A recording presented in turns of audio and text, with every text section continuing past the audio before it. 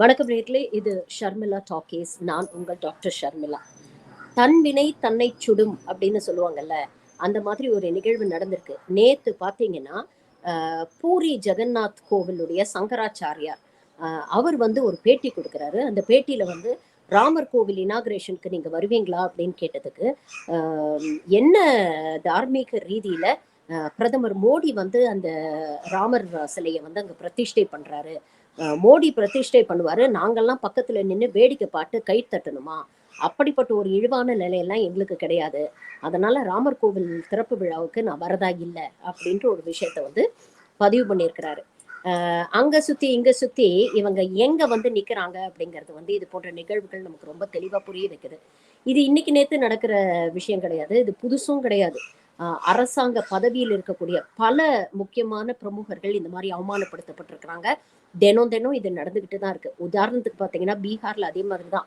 அந்த மாநிலத்துடைய முதல்வர் மஞ்சி அப்படிங்கிறவர் வந்து அங்க ஒரு கோவிலுக்கு போனோன்னே, அந்த கோவில்ல இருந்து அவர் வெளியில வந்ததுக்கு அப்புறம் அந்த கோவில ஃபுல்லா வந்து சாணி ஊத்தி மொழுகி விட்டாங்களாம். அப்படிங்கிற கதை பார்த்துருக்கோம். அதே மாதிரி நாட்டுடைய குடியரசுத் தலைவர் வந்து ஒரு கோவிலுக்கு போயிட்டு வந்ததுக்கு அப்புறம் அந்த கோவிலை வந்து கழுவி விட்டு தீர்த்தம்லாம் தெளிச்சு புனிதப்படுத்தினாங்க அப்படிங்கிற கேள்விகளை நம்ம பார்க்குறோம். இந்த சங்கராச்சாரியார்கள் எல்லாருமே அப்படிதான். இப்போ கூட ரீசெண்டாக பார்த்தீங்கன்னா பாஜகவை சேர்ந்த அவங்கள வந்து ஆளுநர்னு சொன்னா கோச்சுக்கிறாங்க. ஏன்னா அவங்க ஆளுநர் வேலையை விட மாநிலத்துல என்ன நடக்குது தமிழ்நாட்டுல அதை பத்தி எப்படி அரசியல் பண்ணலாம் அப்படின்னு தான் தெரிஞ்சிட்டு இருக்கிறாங்க. ஆளுநர் டாக்டர் தமிழிசை சவுந்தரராஜனுடைய ஒரு புகைப்படம் வந்து ரொம்ப வைரல் ஆச்சு.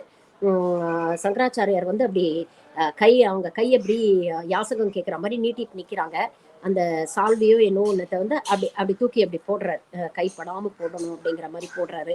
அதே மாதிரி சங்கராச்சாரியார் உட்கார்ந்து இருக்கும் பொழுது பல அரசியல் தலைவர்கள் தரையில் உட்கார்ந்து அவங்க கிட்ட பேசுற விஷயங்கள்லாம் வந்து நம்ம பார்த்துருக்கோம். ஸோ இது ஒன்றும் புதுசு கிடையாது. இது தொடர்ந்து நடந்துகிட்டு தான் வருது. ஒரு சிலையை கொண்டு வந்து ராமர் கோவில பிரதிஷ்டை பண்ணா நான் பக்கத்துல நின்று கை தட்டி வேடிக்கை பார்க்கணுமா? நான் வரமாட்டேன் அப்படின்னு ஒரு சங்கராச்சாரியார் சொல்றாருன்னா, இவங்க ஒரு பக்கம் இந்துக்களை ஒன்று கூடுங்கள் ஒன்று கூடுங்கள்னு சொல்றாங்களே தவிர, இந்துக்களுக்குள்ளேயே இவங்க வந்து நாட்டுடைய பிரதமராக இருந்தாலும் அவரை எந்த லெவல்ல வச்சிருக்கிறாங்க அப்படிங்கிறது உங்களுக்கு தெளிவா புரியணும். இதைத்தான் வந்து தொடர்ந்து நீங்க பாத்தீங்கன்னா, பெரியாரும் சரி, புரட்சியாளர் அம்பேத்கரும் சரி, இதைத்தான் தொடர்ந்து பேசிட்டு இருந்தாங்க. பெரியார் என்ன சொன்னாரு? கடவுளை மற, மனிதனை நினை அப்படின்னாரு.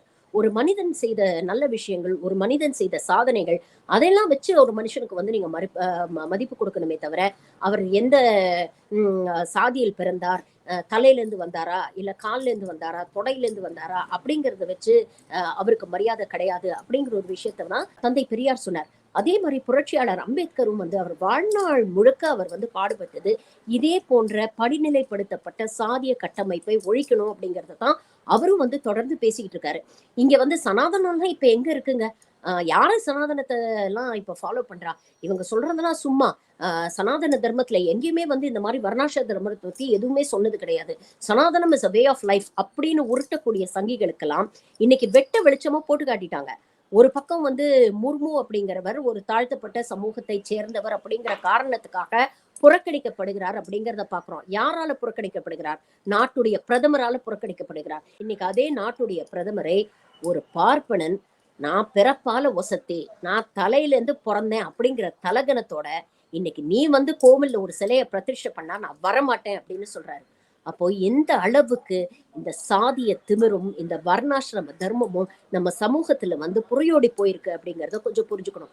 இதைத்தான் வந்து நம்ம பேசிட்டு இருக்கோம். சனாதன தர்மத்தை வேறறுப்போம். இது வந்து ஒரு நோய் மாதிரி. இதை வந்து முற்றிலும் ஒழிக்கணும் அப்படிங்கறத தான் ஆராசா போன்றவர்கள், உதயநிதி போன்றவர்கள் பேசுனாங்க.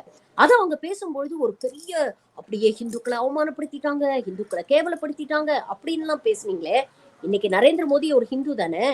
அவர் ஏதோ போற போக்குல எல்லா மேடையில நான் ஓபிசியை சேர்ந்தவன், நான் ஓபிசியை சேர்ந்தவன் சொல்றாரு. ஆனா இன்னைக்கு நீ ஓபிசி அப்படிங்கிற ஒரு காரணத்துக்காக நீ வந்து சிலையை பிரதிஷ்டை பண்ணனா நான் வரமாட்டேன்னு இன்னைக்கு ஒரு பார்ப்பனர் சொல்றாருல்ல. அப்ப இந்த சனாதனத்தை எதிர்த்து தானே உதயநிதி போன்றவர்கள் வந்து குரல் கொடுக்குறாங்க. நியாயமா பாத்தீங்கன்னா பிரதமர் மோடிக்காகவும் சேர்த்துதான் வந்து உதயநிதி பேசியிருக்கிறாரு. ஆனா இந்த சங்கி கூட்டம் என்ன பண்ணுது? இந்து மதத்தை அவமானப்படுத்தியிருக்காங்க, இந்து மதத்தை வந்து குற்றப்படுத்திட்டாங்க, இந்துக்களுக்கு ஆபத்து, இந்துக்கள் கத்திரேமேக அப்படின்னு பேசிட்டு தெரியுறாங்க. இந்த வித்தியாசத்தை வந்து இது போன்ற நிகழ்வுகள் வந்து நமக்கு உணர்த்துது. இதை நாம உணர்ந்து நம்ம புரிஞ்சுக்கணும். ஒரு மனிதனுடைய மதிப்போ, ஒரு மனிதனுடைய மரியாதையோ, அவர் வாழ்நாள்ல வந்து என்ன சாதிச்சிருக்காங்க, சமூகத்துக்காக என்ன நல்லது பண்ணியிருக்காங்க, அப்படிங்கிறத பொறுத்து தானே தவிர, அவர் இந்த சமூகத்துல பிறந்துட்டாரு, இந்த சாதியில பிறந்துட்டாரு அப்படிங்கிறத வச்சு ஒருத்தருடைய ஆளுமையையோ, இல்ல ஒருத்தருடைய நல் பண்புகளையோ, இல்ல ஒருத்தரையோ நம்ம எடை போடக்கூடாது. அப்படிங்கிறது தானே இது போன்ற சம்பவங்கள் நமக்கு உணர்த்துது. என்ன தலையில இருந்து பொறுத்துட்டா, அவ்ளோ தலகணம் புடிச்சு ஆடுவீங்களா நீங்க?